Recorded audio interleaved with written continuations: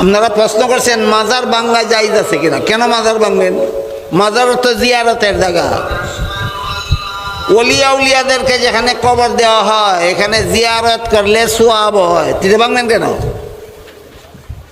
যদি মাজারে গিয়ে শিরিকি কাম করে, কুফুরি কাম করে, বিদাতি কাম করে, ওইগুলি বাধা দিবেন, মাজার ভাঙবেন কেন?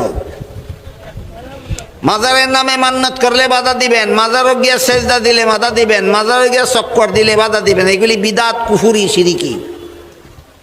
এটার উদাহরণ হইল একবার আর মাথা চাষির লম্বা চুল ওইছে উকুন, লম্বা চুল হইলে তো উকুন হইতেই পারে, মাথা খাটতে ফেলাই দেওয়ান লাগবো না মাথা ঠিক রেখে উকুন সাফ করার লাগবো, বুঝা কোন?